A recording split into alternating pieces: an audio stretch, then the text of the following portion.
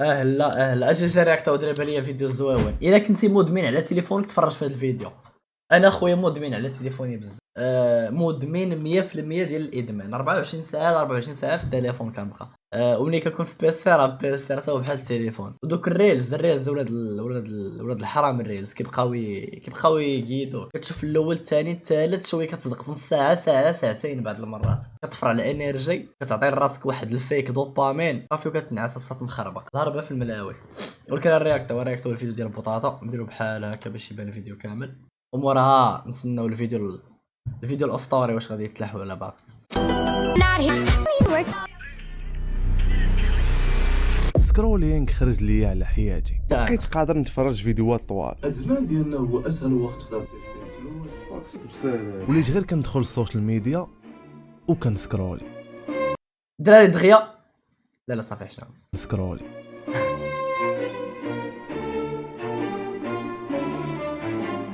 ما بقيتش قادر نقرا. مع كنبغي نقرا كنلقى راسي كنسكرولي في التليفون. انا بعدا ما عنديش هذا المشكل. نقرا غير كومونتيرات وصافي. ما بقيتش قادر نركز. ما بقيتش قادر ندير حتى حاجه. ما بقيتش باغي نهضر. ما بقيتش باغي ندير. وليت غير كنسكرولي حتى الامتى. نايس ايديت.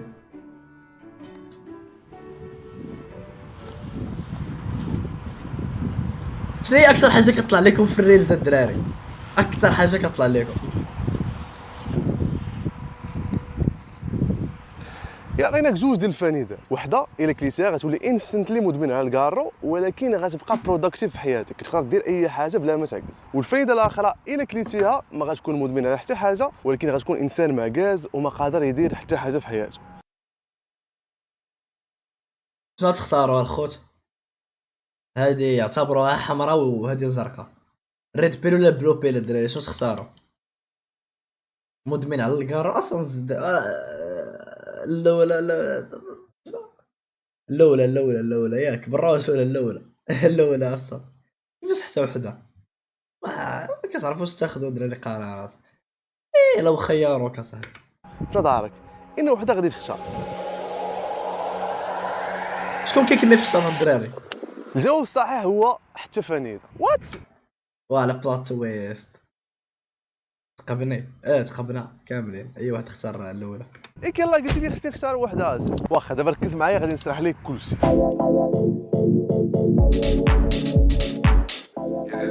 والدينا رباونا باش نبعدوا من البليات اللي كيأديو لينا الجسم ديالنا بحال الكارو ولا الحشيش ايتترا. ولكن الغلط اللي داروا والدينا هو انهم ما داوش لينا على الاخطار ديال واحد البليات اللي ما يمكنش نقيسوهم واللي يقدروا يكونوا خطر من البليات اللي كنعرف. الاديكشنز اللي ولاو دابا ولاو خطيرين بحال الادمانات التقليديين اللي كنعرفوا، وبعض المرات تيكونوا كفز كاع. حيت انا كنعرف بزاف لي زيكزامبل فين بنادم تيكون مبلي بالكارو مثلا ولكن بروداكتيف، تيخدم تيمشي كيتريني كيدير شحال من حاجه. وعلى العكس كنشوف ناس ما مبليين بوالو، بالعكس غير مبليين بسكرولينغ ولا باباحيه ولا بلانش بحال هكذا وخرجوا على حياتهم. ما كنشجعوش على الكارو، ولكن هذا غير اكزامبل باش تفهموا شحال دينجرس هاد الاديكشنز اللي ولاو دابا اللي ما كيتقاسوش بحال الاديكشنز القدام. السوشيال ميديا عندها بزاف د السلبيات على الدماغ ديالنا، شي وحدين حنا عارفينهم وشي وحدين خطر بزاف وحنا كاع ما عارفينهم. الا فتاني تفرجتي في واحد الفيلم فيه 3 السوايع، داك الفيلم كان حامض وما استفدتي منه والو، يعني ضيعتي 3 السوايع من حياتك. ولكن واخا ضيعتي دوك دري شنو اكثر فيلم تفرجتوا فيه وما استفدتوا والو؟ زعما جاكم حامض ضيعتوا وقتكم من غير مصر المغرور. درت تعقل على مصر المغرور 3 السوايع عقلك ما طرا ليه والو. اما تخيل دوك 3 السوايع كامله بقيتي غير كتسكرولي فيهم فيديوهات في انستغرام ولا في تيك توك ولا في المواقع اللي فيرتيكال وكتبقى غير تسكرول. ديك الساعه ما غتكونش غير ضيعتي 3 السوايع، غتكون ضيعتي وقتك وحتى راسك ضيعتي ليه الانرجي ديالو وتعديتي عليه ديال بصح. حيت فاش كتكون كتفرج شي فيلم عقلك تيكون مركز مع حاجه وحده، اما فاش كتكون كتسكرولي عقلك كيدوز من بزاف د السيتويشنز وبزاف د الايموشنز اللي ما كانش خصو يشوفهم غير في 3 السوايع، كان خصو يشوفهم بزاف د الوقت. شفتي فيديو حزين تاثرتي، شفتي فيديو ديال شي واحد تضرب شي واحد وتقلقتي، شفتي فيديو شي حاجه، يعني كدوز عقلك من بزاف د لي فاز اللي كان خصو يشوفهم في وقت طويل تيعطيهم ليه في وقت قصير كامل. عقلك تيكون ديك الساعه كونسوم بزاف ديال الكونتنت في واحد المده اللي قصيره. في هاد اللعبه راه خايبه العقل الدراري. كتكون كتسكرولي مثلا في الريلز كطلع لك فيديو حزين كتحزن، فيديو كضحك، فيديو موراه ديال شي بنت مبزله حاشاكم كتولي هورني، ساطر راه عرفتي بزاف كتعطي لعقلك بزاف ديال الحوايج دقه وحده في ساعه ولا ساعتين راه صافي راه كتنيك واصاحبي. راه لا بنادم والله مكلخ الصد في هاد العالم في هاد الجينيراسيون وحقر. وهادشي طبعا عنده امباكت نيجاتيف على العقل ديالنا، حيت حتى العقل ديالنا راه كيعيا كما الجسم تيعيا، العقل راه كيعيا. الا درتي بزاف د الحوايج، خدمتي ودرتي سبور ومشيتي لشي بلاصه، الجسم ديالك غادي يعيا، ولكن في نفس الوقت الدماغ حتى هو كيعيا باش بالريل فاش كيشوف بزاف د الحوايج في شورت اماونت اوف تايم. وتخيل معايا هاد الفيديو دارو واحد السعودي نفس السكريبت نفس كلشي. صيفط ليا نشوف ندير مقارنه. البلان دابا شي وحدين ولاو كيديروه على الصباح، ماشي شي وحدين، راه الاغلبيه دابا الناس ولاو ما عاد تيحلوا عينيهم. اول حاجه كيديروا كيجبدوا التليفون وكيبداو يسكروليو. واش عارف كدير راسك ديك الساعه؟ راه الناس شحال هادي قال لك حياتك كتربحها ملي كتربح الصباح ديالك، يعني ملي كدير مورنينغ روتين زوين نهار كيدوز زوين، نهار فاش كيدوز زوين سيمانه كدوز زوينه، السيمانه فاش كدوز زوينه الشهر كيدوز زوين، وكتبقى غادي حتى حياتك كامله كتكون زوينه. هادشي كيبدا من الصباح. اما انت اول حاجه كدير هي كتفيق على الصباح، كتقلي راسك بحال اللي كتقلي راسك في الزيت فاش كتبقى تشوف الريلز على الصباح ملي كتفيق. هادشي ما غادي يفيدك حتى حاجه، بالعكس غادي يدماجي لك عقلك بزاف. هادشي غيتسبب لنا في وحده من السلبيات ديال السوشيال ميديا اللي هي فقدان التركيز. ما غتبقاش قادر والله حتى لاحظت حتى واحد قرب ولات فيا. شكون الدراري اللي تيحس براسو ولا كيفقد التركيز بزاف؟ انا بعدا راه ميمكنش. ديك الاي دي اتش دي والله وليت كنامن بها، حيت راه كتكون كتبغي تقول شي موضوع تهضر في شي حاجه كدوز في ثانيه الموضوع اخر، من بعد كدوز لموضوع اخر، كيبقى عقلك ما قادرش يركز على حاجه وحده حتى في الهضره. الهربه صاحبي كنسى بزاف، حتى انا وليت كنسى بزاف كنسى بزاف. ما عرفتش واش كاين شي حل لهذا الشيء باش ترجع للحاله الطبيعيه ولا تقاد هاد المشاكل. يا ربي تكون من غير السبور ولا ماشي حاجه واش تقطع هاد الشيء مده طويله، واش غادي ياثر، واش غادي يكون عنده دي بوزيتيفيتي لا قطعتي السوشيال ميديا واحد المده. راه علامه صاحبي، راه خصك ما يمكنش سول شات جي بي تي. تركز لا في قرايتك لا في خدمتك ولا حتى في الافري داي لايف ديالك. الكتوبه ما تبقاش قادر تقراهم، الافلام والله الا كنت كنقرا كتب صاحبي في 2021 باش كنت مشيت نعيش في مراكش، كان سيمو لايف موتيفاسيون دو سيمو لايف وداكشي ديال الاي كوميرس وداكشي فهمتي. كنت تنقرا الكتوبه ديال الفاينانس وداك اللعيبات. غير كتوبه ديال الفاينانس ما كنظنش شي كتاب غادي انتريساني. بغيت نسول الشاط ولكن ما كنظنش الشاط كيقرا كتوبه. دراري كتقراو كتوبه ولا والو؟ اللي كيقرا كتوبه يقول لي الانواع ديال الكتوبه اللي كيقرا. باين على البنات اللي في الشاط هما اللي كيقراو الكتوبه، باين الدراري ما كيقراو والو. الهربه صاحبي الكتوبه راه ناضين. هي سكيبيت فاك. الناس ما غتبقاش. دماجي لك عقلك بزاف. هادشي غيتسبب لنا في وحده من السلبيات ديال السوشيال ميديا اللي هي فقدان التركيز. ما غتبقاش قادر تركز لا في قرايتك لا في خدمتك ولا حتى في الافري داي لايف ديالك. الكتوبه ما تبقاش قادر تقراهم، الافلام طوال ما غتبقاش قادر تفرج فيهم، وحتى الناس ما غتبقاش قادر تسمع لهم لمده طويله وهما واو والله توفر يا الساط. والله تيكون كيدوي معايا شي واحد كتبقى تفكر الساط في شي لعيبه اخرى وكتقاطعو وكدوي انت في الموضوع اللي بغيتي انت اللي قال لك عقلك. وهاد اللعيبه كتقلق الانسان اللي كدوي معاه. الهربه صاحبي راه كتخرج حتى على شخصيتك وحق الرب.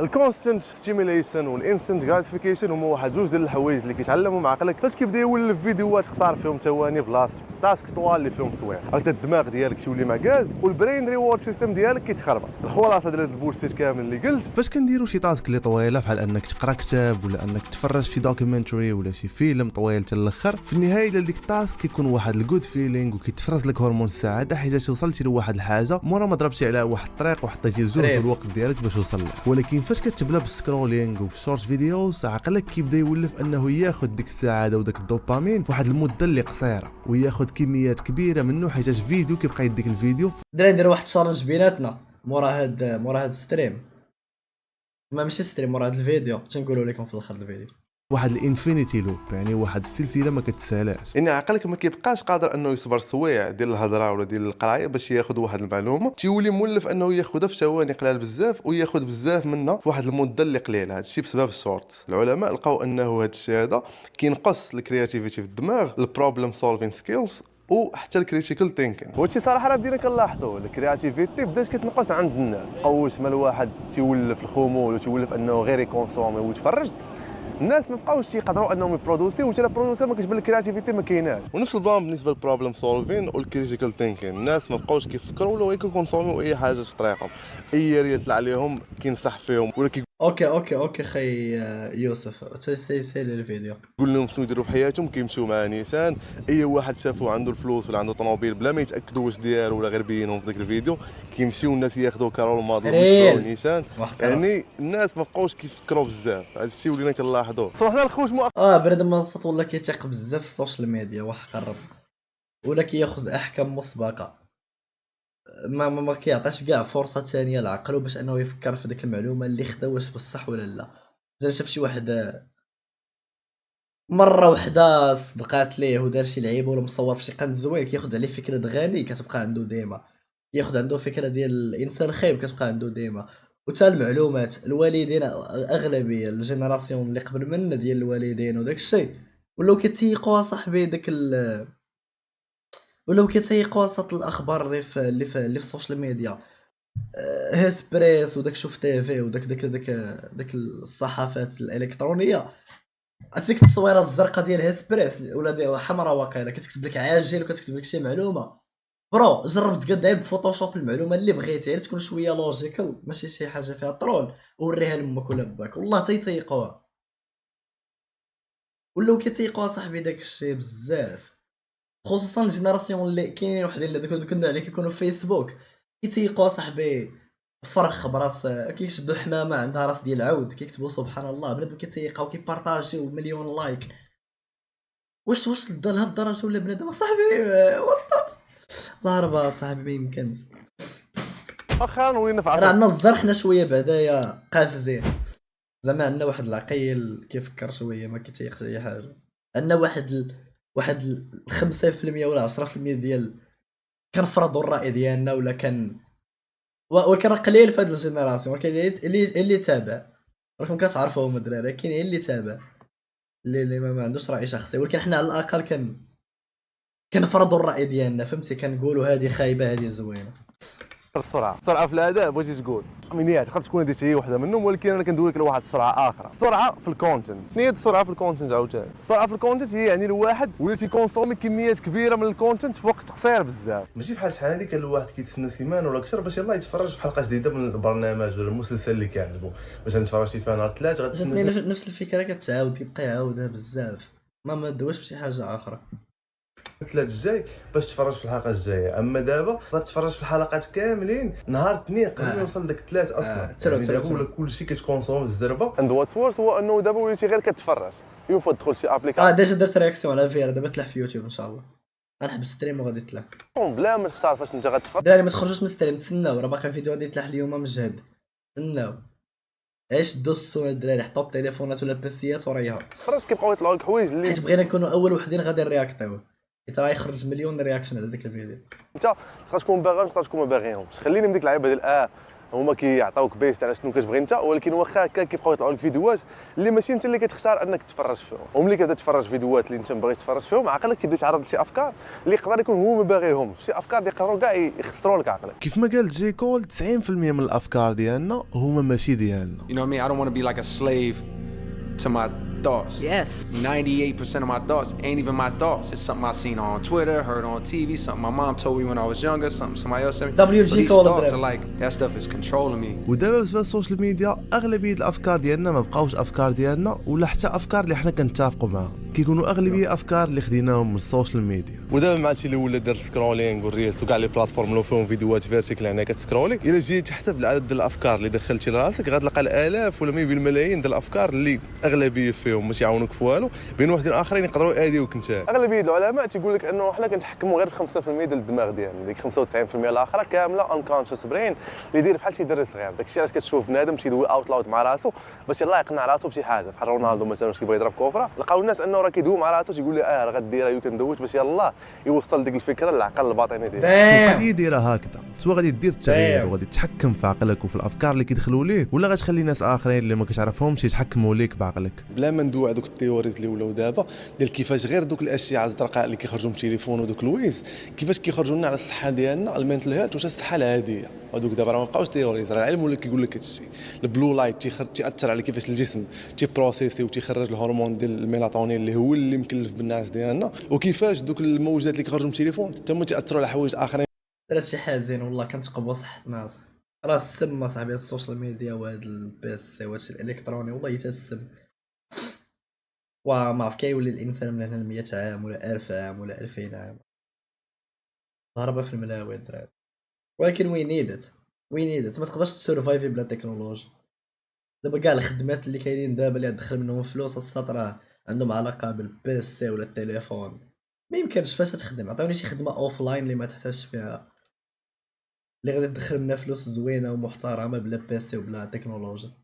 ميمكنش. في الدماغ. هادشي راه وليت يقولوا العلم. اوكي دابا فهمنا السوشيال ميديا والسكرولينغ ما مزيان. بنايو هذا كتفلاو عليا الدراري، البناي بلومبي الدراري كتفلاو. كنقول لكم خدمه اللي غتقرا وعاد تخدمها وكذا وغادي دار دار واحد قرب. وهي براسك خصك تكوموندي فهمتي، ولا داكشي ديال دوك لي سيت كتكوموندي بنت الاربعه صاحبي واحد قرب. مزيانيش لينا، نتمنوا الدوله تدخل. ولكن شنو هو الحل؟ سو اول خطوه باش تقطع شي بلي هي انك تعترف براسك انك مبلي. انا مبلي بالسكرولينغ، مبلي في السوشيال ميديا، مبلي بالريلز ورافر، المهم انا مبلي. فات كتعترف براسك انك مبلي، ديك الساعه كتبقى الحلول. ماشي نتايا كدوز سوايع طوال كل نهار السوشيال ميديا والسكرولينغ وكتقول لا راه ما كاين والو. لا، خصنا نعترفوا اننا مبليين. الخطوه الثانيه هي تفهم كيفاش الاديكشن ولا البلي كتخدم. صوب بلي الخوت هي واحد الحاجه اللي ماشي ساهل انك تقطع، حيت كما كنقولوا حنا المغاربه دخول الحمام ماشي بحال خروجه. وإلا مشيتي سولتي الناس اللي مبليين صوب الكارو صوب اي حاجه، اغلبيه غادي يقول لك انه حنا راه عارفين راسنا مبليين، ولكن ما قادرينش نقطعوا، ما قادرينش نتحكموا في كانت هادي ترانزيسيون زوينه كون كان في اللور الحجره اللور انا. راسنا باش ما نخليوش راسنا نكونوا اديكشن. يعني شوف تصور واعر، كونتنت واعر مفيد 100%. دبليو كونتنت والله دبليو كونتنت. هاد الفيديوهات علاش ما كيطلعوش في طوندونس كيضربوا مليون فيو؟ يبقى فيا الحاله صاحبي.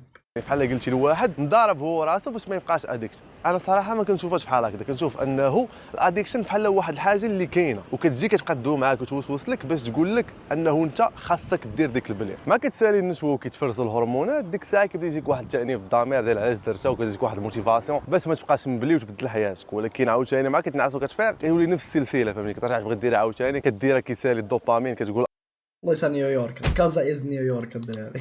كتبان بحال نيويورك من هنا. ما كانش خصني نديرها، وكتبقى هذا بحال هكا، يعني بحال واحد اللوب ولا واحد السلسله ما كتساليش.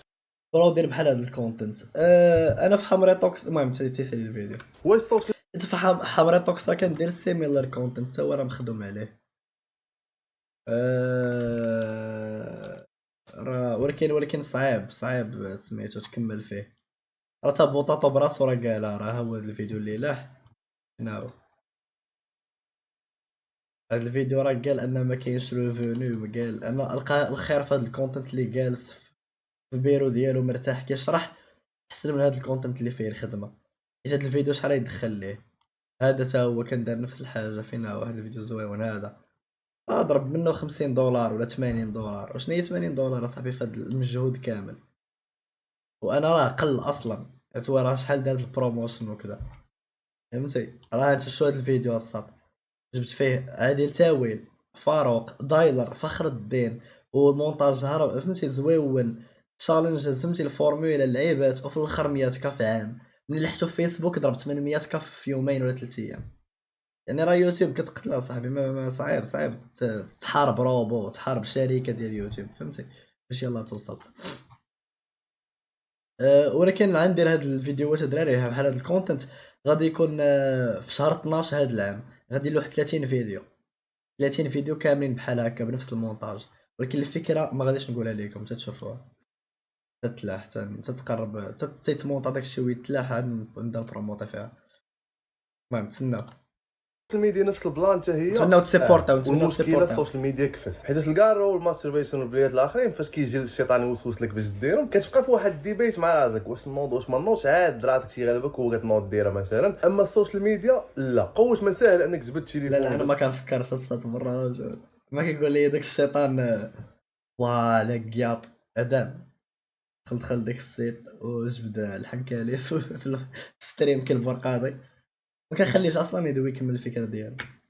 كتسكرول لا الدراري شوف كلشي خايب داكشي ولا ديجا رياكتينا فيها لاصق لينا في الانكونشس برين ديالك. بعد المرات كتحس بلي بحال يدك جبدا التليفون راسه وصبعك بدا كيسكرولي راسو. يعني السوشيال ميديا راه صافي يقول لي يدك بدات كتنفس بزاف من البليه التقليديه اللي كنعرفوا، ولكن البليه كتبقى بليه، واللي صعيب فيها هو البديه وكيفاش تهرس داك اللوب اللي انت كتكون داخل فيه. البروسيس الاول هو انك تبدا تنقص من البدايه تدريجيا، حيت اغلبيه الستاديز اللي داروا على هذا البلان تيقولوا انه فاش كتبدا تنقص من شي حاجه تدريجيا بحال شي باد هابيت، ولا فاش كتبدا تدخل حاجه في حياتك تدريجيا بحال شي حاجه اللي زوينه في حياتك، كتكون افكتيف اكثر وكتشدها اكثر مع الوقت، ولا كتحيدها اكثر مع الوقت بطريقه افكتيف. اما البروسيس الثاني هو تجي وتقطع في خطره. الطريقه الثانيه هي السيمانه الاولى من البدايه ديالك في قطاع الباد ادكشن ولا السوشيال ميديا، بغيتك تشوفها عباره عن دوبامين ديتوكس. بالنسبه للدوبامين راه مشكل هي السيمانه الاولى من البدايه ديالك في قطاع الباد ادكشن ولا السوشيال ميديا، بغيتك تشوفها عباره عن يعني كثره خايبه طبعا ديتوكس ولا صيام الدوبامين. راه فايت شرحته في الحلقه الاولى ديال التركيز.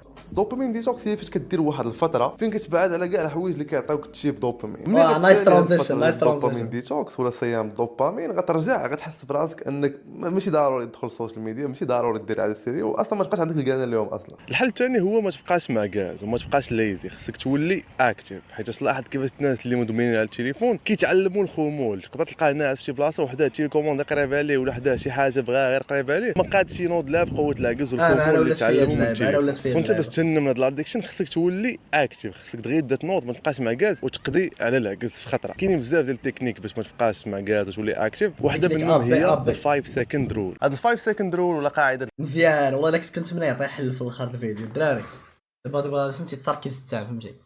You're not the thinker. 5 ثواني. خرجت واحد ختنا اللي سميتها ميل روبنز. الختنا هذه ختنا يعني رول فاشل، بما ان هادشي مخرجها بنت المهم موتيفيشنال سبيكر وكتكتب كتوبه الى اخره. كانت واحد الوقت من حياتها مأزمه بزاف بسبب المشاكل وكريديات الى اخره، لدرجه انه مابقاش قاده تنوض من السداري ديالك، باقي ناعسه النهار كامل.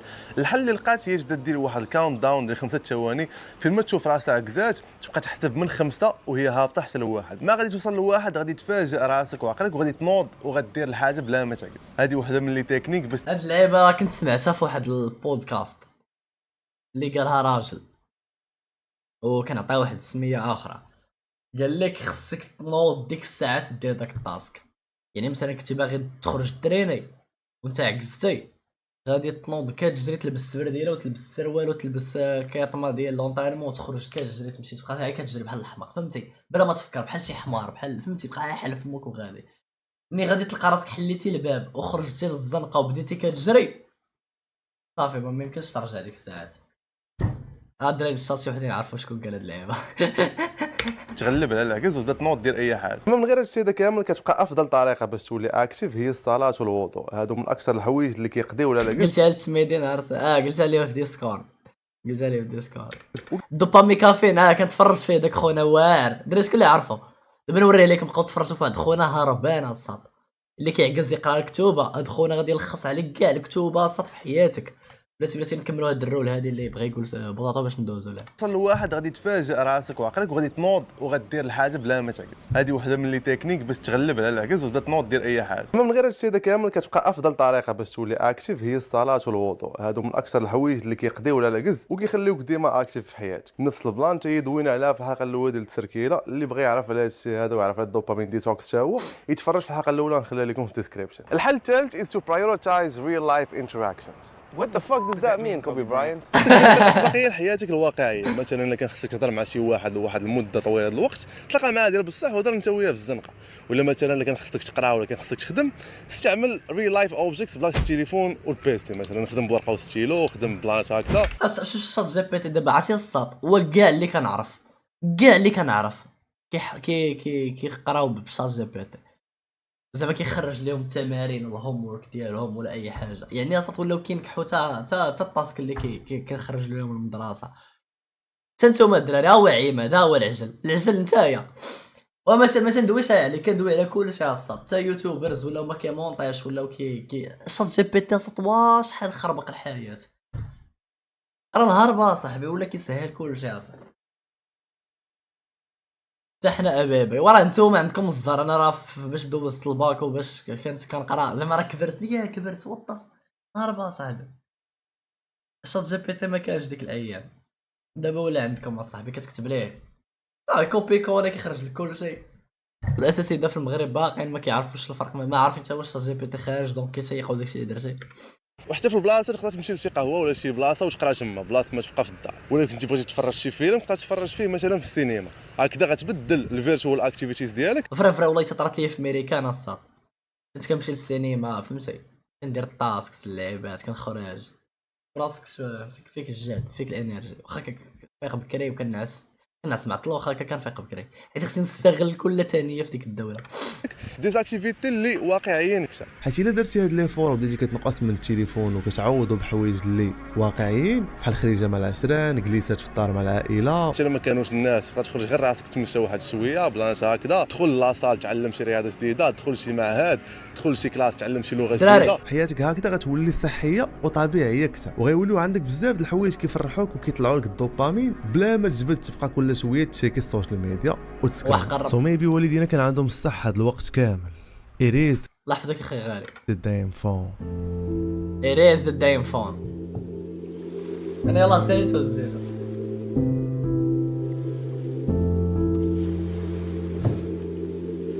دبليو فيديو الهربة في الملاوي.